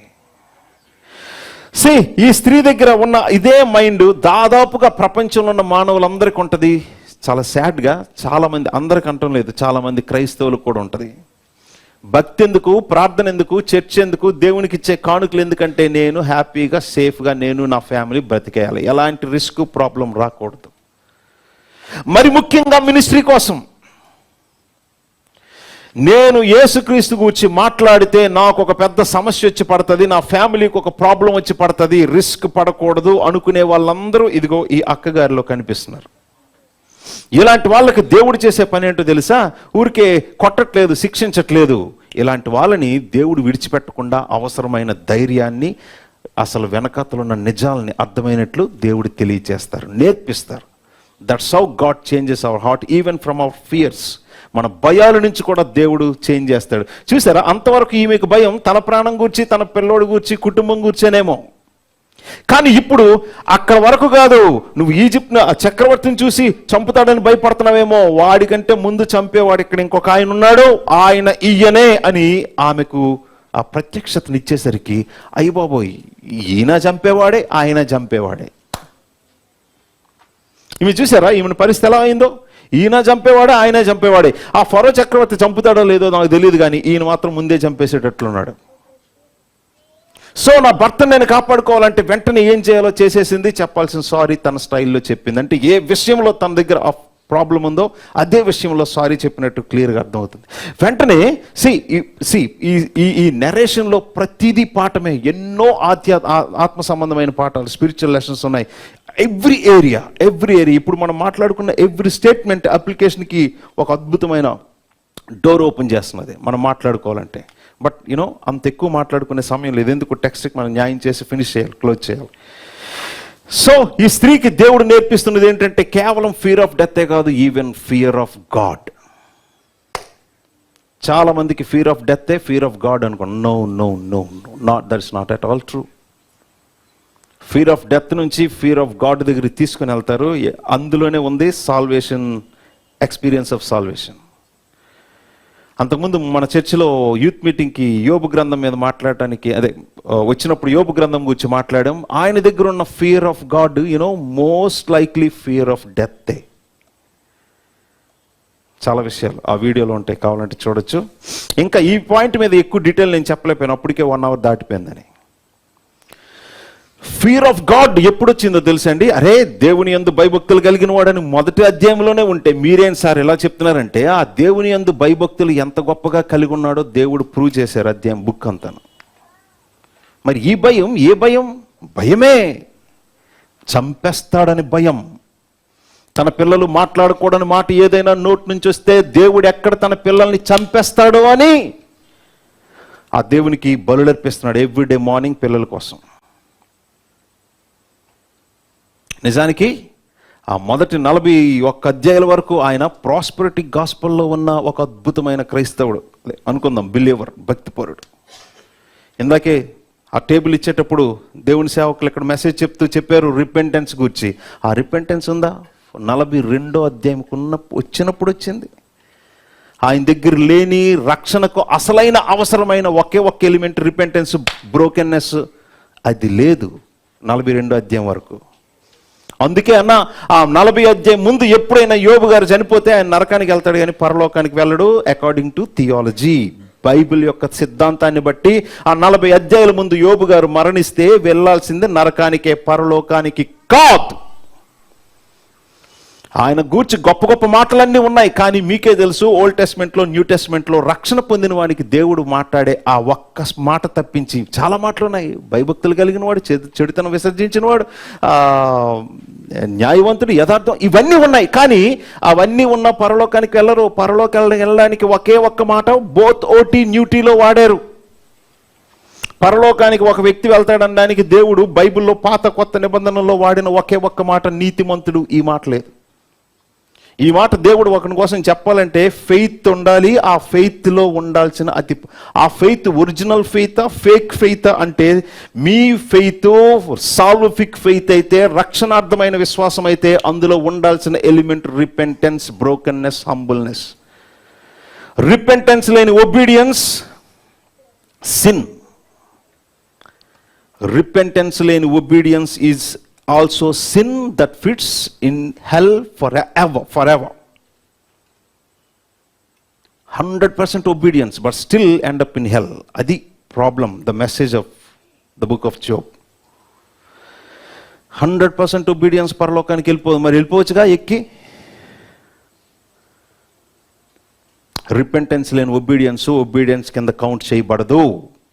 మీకున్న 30, 30 వంతులు, 60 వంతులు, కొంతమంది 100 వంతులు, ఏ చిన్న పర్సంటేజ్ అయినా ఆ ఒబీడియన్స్ రావాల్సింది అవుట్ ఆఫ్ రిపెంటెన్స్. రిపెంటెన్స్ లేని obedience self righteousness, big sin, huge sin. ఆ రిపెంటెన్స్ ఆయన జీవితానికి ఎప్పుడు వచ్చిందో తెలుసా అండి? 42వ అధ్యాయంలో. అది కూడా ఎప్పుడు వచ్చింది? ఆయన సేవిస్తున్న దేవుని గూర్చి అంతవరకు జ్ఞానం విన్నాడు, తెలుసుకున్నాడు, చదివాడు. కన్నులారా ఆయన చూసినప్పుడు వచ్చింది బ్రోకెన్నెస్. అయ్యో నేను ఎంత ఘోరమైన పాపిని అని అప్పుడు వచ్చింది. ఆయన ఒరిజినల్ ఫేస్ని ఎప్పుడు చూశాడంటే చూడాల్సిన ఆయన ఫేస్ని చూసినప్పుడు. చూడాల్సిన ఆయన ఫేస్ని చూడనంత వరకు you cannot see your original real face as a wicked sinner. నీ మీద నీకు అసహ్యం కలగదు. నన్ను నేను అసహించుకుంటూ ఇదిగో అని ఆయన చెప్తున్న ఆ మాటలన్నీ ఎప్పుడో తెలుసా? నిన్ను కన్నులారా చూచుచున్న తర్వాతే తన మీద తనకు అసహ్యం వచ్చింది. అంటే అంతవరకు అతని మీద అతనికి అసహ్యం రాలేదు, అతని మీదకే ఫుల్ కాన్ఫిడెన్స్ ఉంది. ఐఎమ్ ఓకే, ఐఎమ్ గుడ్, నేను అలాంటి పిచ్చి పనులు చేయలేదు, ఐఎమ్ ఫైన్. సో చర్చెస్లో పాపం తెలియకుండానే ఒక మంచి కెరియర్ డ్రివెన్, మంచి లైఫ్ స్టైల్, మంచితనం అండ్ హ్యూమనిజం, దాన్ని ఏమంటారు, మానవతావాదం, మానవత్వంతో జీవించడం, సేవాభావం, అండ్ ఇంకో మాట ఏదో ఉంది మంచిది, నైతికవాదం అంటే మారలిజం అంటే మారల్గా ఎలా ఉండాలి, మంచిగా ఎలా ఉండాలి సమాజంలో. ఎవరు కావాలి సార్? చాలామంది ఉన్నారు ఎక్కడుంటే మారల్గా ఉండలేమని కళ్ళు తెరిస్తే ఏదో ఒక పాపం లోపలికి వెళ్ళి మైండ్ని పాడు చేసేస్తుందని కళ్ళు మూసుకొని తపస్సు చేస్తున్నారు జీవితం అంతా. అక్కడెక్కడ కొండల్లో వెళ్ళిపోయి వాళ్ళందరూ పరలోకం వెళ్ళిపోతారా? అడుగు తీసి అడుగేస్తే ఏ చేమ మీద వేసి మరొక పాపం నా నెత్తి మీదకి వస్తుందేమోనని అడుగులు తీసి అడుగు కూడా వేయకుండా ఒక్క కాలు మీద ఉండి తపస్సులు చేస్తున్న వాళ్ళు ఎంతమంది ఉన్నారు. వీళ్ళంతా పాప భీతితోనే చేస్తున్నారు సార్. మరి అదంతా ఒబీడియన్స్ కింద కౌంట్ వస్తుందా? ఖచ్చితంగా ఒబీడియన్స్ కంటే ముందు దేవుడు మన నుంచి కోరుకుంటుంది రిపెంటెన్సీ. ఇంత గొప్ప సిద్ధాంతం ప్రభువైన యేసు అదిగో ఆ లూకాసు వార్త 13వ అధ్యాయంలో చెప్పారు. మీకే తెలుసు, ఆ ద్రాక్ష తోటలో అంజూరపు చెట్టు, అక్కడ కూడా ఆయన కోరుకుంటున్న ఫలం ఏంటో మీకే తెలుసు కదా. మీరు మారు మనసు పొందని ఎడల మీరు అందరూ ఇలాగే నశిస్తారనే స్టేట్మెంట్ 2 సార్లు చెప్పి పై వచనాల్లో అప్పుడు ఈ ఉపమానం చెప్పారు. అంటే దేవుడు ఒక మనిషి నుంచి కోరుకుంటున్న ఫ్రూట్ రిపెంటెన్స్, ఒబీడియన్స్ కాదు ప్రైమరీలీ. అంటే ఒబీడియన్స్ అక్కర్లేదా, ఎలాగైనా ఉండొచ్చా? అరే సార్, నేను దాని గురించి మాట్లాడటం లేదు. సో ప్రైమరీగా, మొదటిగా దేవుడు మనిషి నుంచి కోరుకుంటున్న ఫలం రిపెంటెన్స్. ఈవెన్ యేసు ప్రభు చెప్తున్నారు ఆ ఉపమానంతో. కావాలంటే ఆ హిస్టారికల్ కాంటెక్స్ట్ చూడండి, ముందు ఏం జరిగిందో. ఆ మొదటి 5 వచనాల తర్వాత 6వ వచనం నుంచి ఈ ఉపమానం చెప్పారు. సో అందరూ మేము బాగున్నాం, మంచిగానే ఉన్నాం, నా దగ్గర ఏ పిచ్చి పని లేదని అందరూ అలా సాటిస్ఫై అయిపోతే ఎలా సార్? మీరు ఇక్కడికి వచ్చిందే, అయ్య బాబోయ్ నేను బాగులేను, అయినా నన్ను కనికరించి క్షమించి పోషిస్తున్నందుకు థ్యాంక్ యూ సో మచ్ అని దేవుని దగ్గర చెప్పడానికి. మనం బతుకుతున్నది మన దగ్గర ఉన్న మెరిట్ బట్టి, రికార్డ్ బట్టి కాదు, because of his goodness, not our goodness. We are living here. మనం ఇక్కడ బతుకుతున్నది, తింటున్నది, ఫ్యామిలీ సంతోషం. ఎన్నిసార్లు మొహం మీద నవ్వొచ్చిందో ప్రతిసారి నవ్వడానికి కారణం మన దగ్గర ఉన్న ఏ రీజన్, మన మంచితనం కాదు, మన పట్ల ఆయనకున్న మంచితనం. ఎంత? Even to the point of death on the cross on behalf of you. మీ బదులు, మీ వంతు, మీ స్థానంలో మీకోసం ప్రాణం పెట్టినంత ప్రేమ మీ మీద ఉండబట్టే మనం ఇంకా నవ్వుతున్నాం, సంతోషిస్తున్నాం, భోజనం చేస్తున్నాం. ఈ భూమి మీద ఉన్న ఏ మనిషికైనా అదే పెద్ద మెసేజ్. సో మరలా ఇక్కడికి వస్తున్నాం. ఈ స్త్రీ అనుకుంటుంది, నా మట్టుకు నేను హ్యాపీగా బతికేయాలి, కానీ ఇంత పెద్ద రిస్క్ ఎందుకు వచ్చింది నా ఫ్యామిలీ కంటే? బికాస్ ఆఫ్ మై హస్బెండ్ అని బయటికి మాట్లాడుతుంది, కానీ ఆమె కోపం అంతా హస్బెండ్ మీద కాదు. నా హస్బెండ్ ఇలా తయారవడానికి కారణం ఎవరు చెప్పండి? His God. యూనో, ఆ తెలియని దేవుని గురించి ఏం మాట్లాడతాం? కానీ ఆ దేవుడు ఆయన మీద అర్థం కాక, ఆయన ఎవరో తెలియక చిరాకు పడిపోయే వాళ్ళని కూడా ఎంత ప్రేమించాడో చూడండి. ఒకవేళ ఇంట్లో ప్రాబ్లం తన భార్య అయితే, ఇప్పుడు దేవుడు చంపడానికి ఎవరిని చంపడానికి రావాలి చెప్పండి? ఇప్పుడు ఇంట్లో ప్రాబ్లం ఈమె. చిన్నప్పటి నుంచి ఆ పిల్లలకి సున్నతి చేయకుండా అడ్డుపడుతుంది ఈమె. ఇప్పుడు దేవుడు భయపెట్టాలి, చంపాలనుకుంటే ఎవరిని చంపాలి? ఆమెని. సో థ్రెట్ ఇవ్వాలంటే ఆమె మీదకి ఇవ్వాలి, కానీ ఆమె మీదకి ఇవ్వలేదు. మారాల్సింది ముఖ్యంగా ఈమె కాదు, ముఖ్యంగా ఆయనకి తెలియాలి నేనేంటో, నా శక్తి సామర్థ్యాలు ఏంటో. ఎంత గొప్ప కరుడు కట్టినా ఈయనేమనుకుంటాడు తెలుసా? ప్రభువా, నువ్వు ఫరోనైనా మార్చగలగాని స్త్రీని మార్చలేవు అనుకుంటున్నాడేమో. బాబు, నేను ఫరోనైనా మార్చగలనడానికి నీకు ప్రూఫ్ ముందు మీ ఇంట్లో ఉన్నా. ఇంతవరకు నీ మంచితనంతో, నీ హీరోయిజంతో ఎంతో చూపించిన స్టిల్ నీ భార్య నీ నాయకత్వాన్ని ఒక విషయంలో ఒప్పుకోలేదు, పిల్లలకు సున్నతి చేసే విషయంలో. స్త్రీ మనసును మార్చానంటే, ఇలాంటి నీ భార్యను మార్చానంటే అదే ప్రూఫ్, ఎవరినైనా మార్చేయగలను. కాబట్టి ధైర్యంగా అడుగులే. అన్నయ్యలు, ఇక్కడున్న మీ అందరికీ ఈ మెసేజ్ ఎందుకు తెలియచేస్తున్నాడు తెలుసా? ఇప్పుడు వస్తున్నాం కాంటెక్స్ట్కి. ఏది? Near context, immediate context. ఆ పైన ఉన్న 3 వచనాలు చదువుతున్నాను చూడండి. ఆ పైన ఉన్న 3 వచనాలు మొత్తం బైబిల్ స్టోరీ. 3 వచనాల్లో దేవుడు ప్యారలలిజంలో పెట్టారు. ప్యారలలిజంలో just in 3 verses Bible story మొత్తం పెట్టారు. చూస్తున్నాం మనం ఇప్పుడు 21వ వచనం నుంచి 21, 22, 23 వచనాలు. Immediate context. ఆ కాంటెక్స్ట్లో ఏముందో తెలుసా? మనందరి మీద అదే బాధ్యత ఉంది. ఈ బాధ్యతను నిర్వర్తించడానికే మనందరికీ రోగాలు, సమస్యలు, భయాలు, ఈవెన్ కుటుంబంలో కూడా డిస్ప్యూట్స్. బట్ అవన్నీ అలా ఉంచబడు, ఎప్పటికప్పుడు దేవుడు సెటిల్ చేస్తాడు. ఎందుకంటే that's how he shapes us, that's how he prepares us to finish the task before us. మన ముందున్న ఆయన ఇచ్చిన గొప్ప పనిని మనం సరిగ్గా ముగించేటట్లు దేవుడు మనల్ని, మన కుటుంబాన్ని మారుస్తాడు. చదువుతున్నాం మనం 21, 22, 23 వచనాలు. మొత్తం వివరంగా చెప్పలేనండి. ఎప్పుడో మా చర్చిలో మెసేజ్ చెప్పినప్పుడు అవన్నీ కలిపి ఒక 12 పాయింట్స్ ఉంటాయి. అవన్నీ చెప్పలేని, జస్ట్ హింట్ ఇస్తానంటే, అప్పుడు యెహోవా అనే మాట దేని గురించి మాట్లాడుతుందంటే గాడ్ ఆఫ్ ద బైబిల్. ఈ బైబిల్ దేవుని గురించి మాట్లాడుతుంది, ఆయన గురించి సిద్ధాంతం కొంత ఇవ్వాలి. అండ్ దెన్ తర్వాత ఎవరి గురించి మాట్లాడుతుంది? మోషేతో. ఈయన the servant of God. You know, ఎక్కడున్నది గాడ్ ఆఫ్ ద బైబిల్ అయితే ఇక్కడున్నది సర్వెంట్ ఆఫ్ గాడ్, అంటే దేవుని యొక్క సేవకుడు. ఆయన గురించి కొంత సిద్ధాంతం మాట్లాడొచ్చు. తర్వాత ఏముంది? ఇట్లనెను అనే మాట ఏంటో తెలుసండి? The message of god. మొదటి servant of god and the message of God.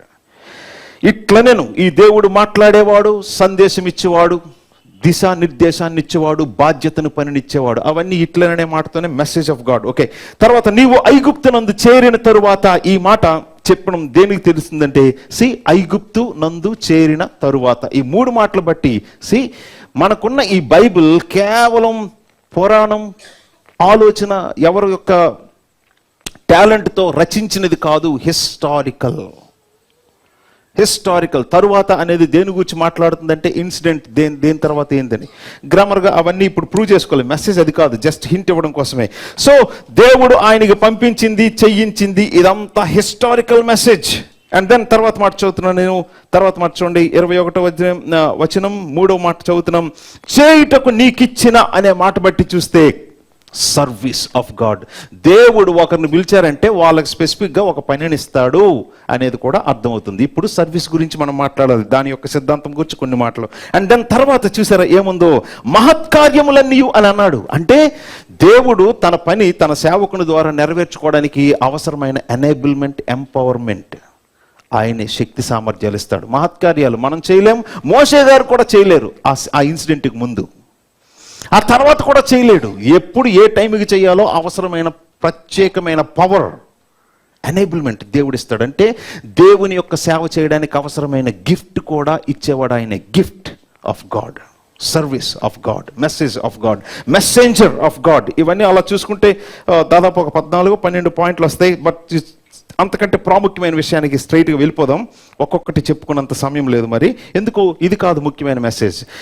ఇవన్నీ చూస్తూ ఈ గొప్ప పని కోసం ఒక ఫ్యామిలీని దేవుడు ప్రత్యేకపరిచాడు. ఆ ఫ్యామిలీలోనే యూనిటీ లేనప్పుడు వీళ్ళు వెళ్ళి అక్కడికి వెళ్ళి ఏం సాధిస్తారు? సో అందులో కూడా అద్భుతమైన మెసేజ్. మనమే ఒక ఫ్యామిలీ, మీరే, మీ చర్చే ఒక ఫ్యామిలీ. మీలోనే ఒక సరైన యూనిటీ లేనప్పుడు బయటికి వెళ్ళి ఏం సాధిస్తారు సార్? ఈ పాయింట్ కూడా, మెసేజ్ కూడా ఇందులోనే ఉంది. దాని గురించి చివరిగా కొన్ని మాటలు చెప్పి క్లోజ్ చేసుకుందాం. దానికి ముందు మరొకసారి ఈ వచనంలో ఇంకేమున్నాయి ఒకసారి వేగం చదువుదాం. 21వ వచనం 3వ లైన్, చేయుటకు నీకు ఇచ్చిన మహత్కార్యములన్నీ ఫరో ఎదుట అనే మాటలో ఇప్పుడు ఇక్కడ దేవుడు ప్యారలలిజంలో ఇంట్రడ్యూస్ చేస్తుంది. ఎవరో తెలుసా? మీకు ఒక పెద్ద శత్రువు ఉన్నాడు, enemy of god. Enemy of గాడే ఆబ్వియస్గా మన ఎనిమీ కూడాను, ఎనిమీ ఆఫ్ అస్. ఎలాంటి పెద్ద పెద్ద సిద్ధాంతాలకు సంబంధించిన మాటలు ఉన్నాయి, తర్వాత మనం చదువుతున్నాం. అంటే ఎంతో పెద్ద శక్తివంతమైన శత్రువు ఉన్నాడు. మనం పోరాడడానికి దేవుడు మనల్ని తన సైన్యంలో పెట్టుకున్నది ఎవరితో పోరాడడానికో తెలుసా? దేవుని యొక్క శత్రువుతో పోరాడడానికి మనల్ని పెట్టుకున్నాడు. ఈ ప్యారలలిజం ఎలా ఉందో తెలుసా? ఇక్కడ ఫరోతో యుద్ధానికి ఒక చిన్న ఫ్యామిలీని పిలిచినట్టే ఉంది. ప్రభువా, అతగాడు నీ శత్రువు, అలాంటి శత్రువుతో నేను యుద్ధం చేయాలా? మీకే తెలుసు ఈ ప్యారలలిజంలో ఇన్ ద ఎండ్ ఎవరు గెలిచారు? మనందరికీ అదే message. See, already victory is declared. అది కూడా మామూలు డిక్లరేషన్ కాదు, డివైన్ డిక్లరేషన్. బైబిల్లోనే దేవుడు డివైన్ డిక్లరేషన్ ఇచ్చాడు. విక్టరీ ఈజ్ ఆల్రెడీ డిక్లేర్డ్, పక్కా. ఆ శత్రువు దేవుని శత్రువే కావచ్చు, మనకంటే చెప్పలేనంత జ్ఞాని, తెలివైన వాడు, శక్తివంతుడే కావచ్చు, బట్ గెలిచేది మనమే. కాబట్టి ఇంతగా పేపర్ లీక్ అయిపోయినా ఇంకా భయపడతారేంటి దేవుని కోసం సేవ చేయడానికి, మీ శత్రువుని ఎదిరించడానికి? తర్వాత మాట చదువుతున్నా, 21వ వచనం 5వ లైన్, అతను ఎదుట చేయవలెను సుమి అని చెప్పి, అయితే నేను అతని హృదయమును కఠినపరిచెదను. ఇదేం చెప్తుంది? ఈ మాట ఏం చెప్తుంది? ఈవెన్ మినిస్ట్రీలో రిజల్ట్స్ కూడా ఎవరివి? ఛాలెంజెస్. మొదటగా ఛాలెంజెస్. అండ్ ఈవెన్ మనం చేసే మినిస్ట్రీలో రిజల్ట్, ఎప్పుడు ఏ రిజల్ట్ రావాలో కూడాను అది కూడా ఎవరి కంట్రోల్లో చూసారా? నువ్వు చెప్పే మెసేజ్ వినాలా వద్దా అనేది కూడా నా ఇష్టం. నేను అతని హృదయాన్ని కఠినపరుస్తా కాబట్టి అతడు ఒప్పడు. ఇదిగోండి తర్వాత మాట చదువుతున్నా చూడండి. ఎక్కడ చదువుతున్నాం? 21వ వచనం కదా. నేను అతని హృదయమును కఠినపరిచెదను, అతడు ఈ జనులను పోనీయడు. అరే ప్రభువా, నువ్వు ముందే చెప్తున్నావు రిజల్ట్, ఇంకెందుకు వెళ్ళటం? అందుకు సీక్రెట్ ఏంటో తెలుసా? నేను కఠినపరుస్తాను కాబట్టి పోనివ్వడు. అంటే అర్థం ఏంటి? నేను ఎప్పుడు ఆ హృదయాన్ని మెత్తన పరుస్తానో, విరగొడతానో, అప్పుడు దండం పెట్టి తీసుకెళ్ళి నీ ప్రజల్ని అని అతగాడే కాళ్ళ బేరానికి వస్తాడు అనేది కూడా other side, flip side message. So మినిస్ట్రీలో నేను చేయగలిగితే అబ్బా మేము ఎంత గొప్ప సాధించేసాం అనుకుంటారు, చేయలేకపోతే డిస్కరేజ్ అయిపోతారు. సార్, మినిస్ట్రీలో మీరు ఎప్పుడైనా డిస్కరేజ్ అయ్యారంటే మీ పని విషయంలో రిజల్ట్ ఏం చేయాలో చేసుకుంటాడు ఆయన. ఇందులో డిస్కరేజ్మెంట్ ప్లేస్ లేదు. అంటే మనం మంచిగా, నీతిగా, పవిత్రంగా, పరిశుద్ధంగా ఉండి దేవునికి సేవ చేయాల్సిన బాధ్యత మనది. రిజల్ట్స్ ఎప్పుడు ఎవరిని మార్చుకోవాలో, ఎంతకాలం కఠినపరచుకోవాలో అదంతా ఆయన పని. దాంట్లో మీకు పార్ట్ లేదు సార్. అలాగే నువ్వు డిస్కరేజ్మెంట్ అవ్వకు, నేను ముందే చెప్తున్న విషయం. ఒకవేళ నువ్వు చెప్పగానే పనులు జరిగిపోయాయి, చెప్పగానే మనుషులు చర్చకు వచ్చేస్తున్నారు, రక్షణకు వచ్చేస్తున్నారు, ప్రభునందు విశ్వాసం ఉంచుతున్నారంటే అయ్య బాబోయ్ నేను మామూలుని కాదు, మిగతా వాళ్ళకంటే గొప్ప అని అనుకోవడానికి కూడా లేదు. రిజల్ట్స్ ప్రభువి. That's how god humbles his servants. సరే, ఇంకా ఒక్కొక్కటి చెప్పుకోవడం చాలా కష్టం, కానీ అతి ప్రాముఖ్యమైన సత్యం చెప్పుకుందాం సార్. రెండు ఉన్నాయి అలాంటివి ఇదే ప్యాసేజ్లో. అతని హృదయమును కఠినపరిచేతను, అతడు జనులను పోనీయడు. అప్పుడు నీవు ఫరోతో ఎలా చెప్పాలి? 22వ వచనం, ఇశ్రాయేలు నా కుమారుడు, నా జ్యేష్ఠపుత్రుడు, నన్ను సేవించినట్లు నా కుమారుని పోనిమ్మని నీకు ఆజ్ఞాపించుచున్నాను. ఈ మాటలో ఏముందో తెలుసా? వాళ్ళు ఉన్నది బాండేజ్లో, ఈజిప్షియన్ బాండేజ్ నుంచి దేవుడు తన ప్రజలను ఎందుకు విమోచిస్తాడు అంటే in order to serve him. చూసారా ఏమనుందో? దేవునికి నేను సేవ చేస్తే దేవుడు నన్ను రక్షిస్తాడు కాదు, ఆయన ముందే రక్షించాడు ఎందుకంటే నువ్వు సేవ చేయడానికి. ఈ సిద్ధాంతం కూడా అక్కడే ఉంది. ఏది ముందు వస్తుంది? దేవునికి నేను భక్తిగా ఉండి సేవ చేస్తే దేవుడు నన్ను రక్షిస్తాడు కాదు కాదు కాదు కాదు. దేవుడు నిన్ను ఉచితంగా నువ్వు పాపిగా ఉన్నప్పుడే చచ్చేటంత ప్రేమతో ప్రేమిస్తున్నాడు కాబట్టి విమోచించాడు. ఆయన ప్రేమను బట్టి, ఆయన నిన్ను ప్రేమిస్తున్న నీకు చేసిన ఆ రక్షణ కార్యాన్ని బట్టి రిజల్ట్గా నువ్వు ఆయన్ని సేవించాలి.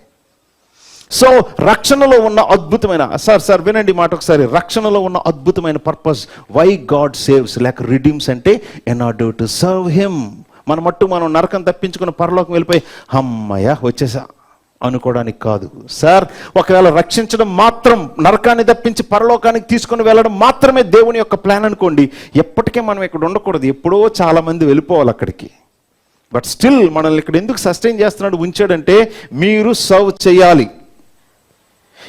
ఈ పాయింట్ కేవలం సేవకులకే లేదు, సేవకుని కుటుంబానికే లేదు. ఇశ్రాయేల్ అన్నాడంటే even common people in whole nation Israel, ఆ ఇశ్రాయేలు రాజ్యంలో ఉన్న కామన్ పీపుల్ కోసం కూడా అది ఇంక్లూడ్ చేస్తున్న వర్స్. అంటే నాకు సేవా బాధ్యత లేదు అని మీరు అనుకోవడానికి లేదు సార్. ఇక్కడున్న వాళ్ళందరూ చెల్లెళ్ళు, తమ్ముళ్ళు, అక్కలు, అన్నలు, పెద్దలు, మీ బ్యాక్గ్రౌండ్ ఏదైనా, మీ సోషల్ బ్యాక్గ్రౌండ్ ఏదైనా, యు ఆర్ కాల్డ్ కాదు కాదు కాదు you are called to serve కాదు, you are saved to serve, you are redeemed to serve.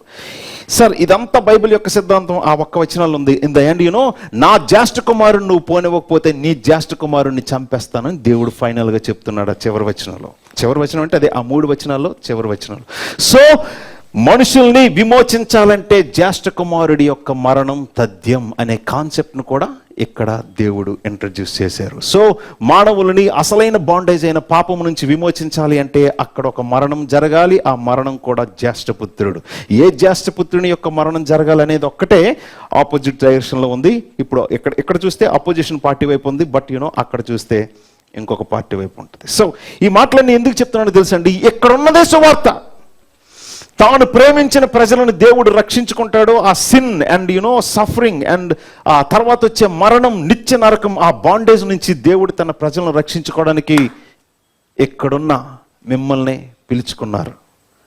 కానీ మీరే మీ కుటుంబంలో ఒక టీం వర్క్ లేకుండా, డిస్ప్యూట్స్తో, మంచి అండర్స్టాండింగ్, లవ్, స్ట్రాటజీస్ లేకుండా మీరు కొట్టుకుపో రకరకాల ప్రాబ్లమ్స్లో ఉన్నారు కాబట్టి మీ ఫ్యామిలీలో వర్క్ చేస్తున్నాడు. ఎందుకంటే మీ ఫ్యామిలీ బ్యాటిల్ ఫీల్డ్లో వర్క్ చేయాలని. మనం బ్యాటిల్ ఫీల్డ్లో మనం ఫ్యామిలీతో వర్క్ చేయబోతున్నాం. అఫ్ కోర్స్ మీరందరూ చాలామంది చేస్తున్నారు. బ్యాటిల్ ఫీల్డ్ అంటే ఇప్పుడే మనం మాట్లాడుకున్నది, మళ్ళీ ఇంకన్నీ మాట్లాడుకోలేం డీటెయిల్స్గా.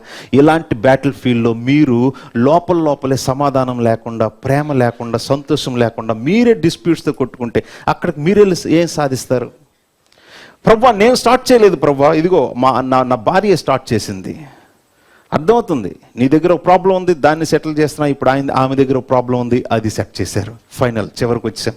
ఇప్పుడు ఆ వచ్చిన భాగంలో ఆ భార్య చెప్పేసింది కదా, ఈ సున్నతను బట్టి నువ్వు నాకు రక్త సంబంధమైన పెనిమిటి అయ్యావని చెప్పేసింది కదా, ప్రాబ్లం సాల్వ్డ్గా. అక్కడ చూసారా ఆ వచనంలో ఏముందో? ఆ వచ్చిన చంపడానికి వచ్చిన ఆయన కూడా వెళ్ళిపోయాడు. అప్పుడు అతనిని విడిచిపోయాను అనే మాట అక్కడ ఉంది. అంతటా ఆయన అతనిని విడిచిపోయాను. అక్కడతో స్టోరీ ఎండ్ అవ్వాలి. చూసారా ఆ స్త్రీ ఏం చెప్పింది? ఆ సున్నతి చేసిన చర్మం తీసి ఆ పాదాల దగ్గర పడేసి ఇప్పుడు నాకు రక్త సంబంధమైన పెన్నిటి అయ్యావు అని అన్నది. అనగానే దేవుడు కూడా నువ్వు చంపడానికి వచ్చిన వాడు అతనిని విడిచాను. అప్పుడు ఈ స్త్రీ ఏం చేయాలో తెలుసా? అమ్మయ్య ఎంత ప్రమాదం తప్పింది అని సోఫా మీద కూర్చొని రిలాక్స్ అవ్వాలి. కానీ ఈ స్టోరీ ఎండింగ్ అలా లేదు. స్టోరీ ఎండింగ్ ఎలా ఉందో తెలుసండి? 26వ వచనం. అప్పుడు దెన్, ఎప్పుడు? సున్నతయిన తర్వాత ఇంకొక ఇన్సిడెంట్ జరిగింది. ఆమె స్టేట్మెంట్ చెప్పింది. ఆ స్టేట్మెంట్ చెప్పిన తర్వాత ఇంకొక ఇన్సిడెంట్ జరిగింది. తనని చంపడానికి వచ్చిన దేవుడైన యెహోవా వదిలేసి వెళ్ళిపోయారు. వాళ్ళ దేవుడు వదిలేసి వెళ్ళిపోయాడు ఆయన్ని. అప్పుడంట, అంటే ఆయన వెళ్ళిపోయిన తర్వాత అప్పుడు ఈ స్త్రీ ఏం చేసిందో తెలుసా? ఈ సున్నతిని బట్టి నీవు నాకు రక్త సంబంధమైన పెనిమిటివయ్యావు అనే మాట చెప్పింది. ఎవరైనా ప్రాబ్లం ఉన్నప్పుడు చెప్తారు, ప్రాబ్లం క్లియర్ అయిపోగానే అమ్మయ్య అనుకుంటారు. మళ్ళీ రెండోసారి ఎందుకు చెప్పింది అదే స్టేట్మెంట్? ఒకవేళ దేవుడిని ఆపుకోవడానికే చెప్తే ఆల్రెడీ మొదటిసారి చెప్పింది, దేవుడు ఆపేశాడు, వెళ్ళిపోయాడు ఆయన. ఇప్పుడు రెండోసారి చెప్పింది ఎందుకు? మీకు అర్థమవుతుందా? ఒక్కసారి ఆ ఫ్యామిలీ రూమ్లోకి వెళ్ళి మీరు ఆలోచించండి అక్కడ ఏం జరుగుతుందో. మొదటిసారి సమస్యను క్లియర్ చేసుకోవడానికి, సాల్వ్ చేసుకోవడానికి, సెటిల్ చేసుకోవడానికి చెప్పింది. కానీ రెండవసారి వాళ్ళ దేవుడు కూడా అక్కడ లేడు. వాళ్ళ దేవుడిని ఆపుకోవడానికే చెప్తే ఆయన ఉన్నప్పుడు చెప్పింది, ఆయన వెళ్ళిపోయాడు. మరి రెండోసారి ఎందుకు చెప్తుంది? ఈ రెండోసారి చెప్తుంది ఖచ్చితంగా ఆ మూడ్, ఫీలింగ్ ఏంటో తెలుసండి? ఐఎమ్ సో సారీ, ఇంతవరకు నేను చాలా బాధ పెట్టా అని నాకు తెలిసి అక్కడున్న ఎమోషన్ అయితే ఆమెను తన భర్తను కౌగిలించుకొని చెప్పు ఉంటుంది. ఐఎమ్ సో సారీ, నువ్వు ఎప్పటి నుంచో చెప్తున్నావు దేవుడు దేవుడు దేవుడు అని, నాకు అర్థం కావట్లేదు. ఆయన వచ్చి ముందు వచ్చి చంపడానికైనా వచ్చేస్తాడనే విషయం నాకు, ఐఎమ్ సో సారీ అని తన ఎంతవరకు తన భర్తను బాధ పెట్టిందో. తన దేవుడు విడిచి వెళ్ళిపోయిన తర్వాత కూడా తన మాట ఏదో ప్రాబ్లం నుంచి బయటపడడానికి అక్కడికక్కడ చెప్పిన మాట కాదు. ఆమెకు వచ్చిన మార్పు real emotional real change with repentance. Sir, ఆ తర్వాత ఇంతకీ మోషే గారు ఏమని ఉండొచ్చు?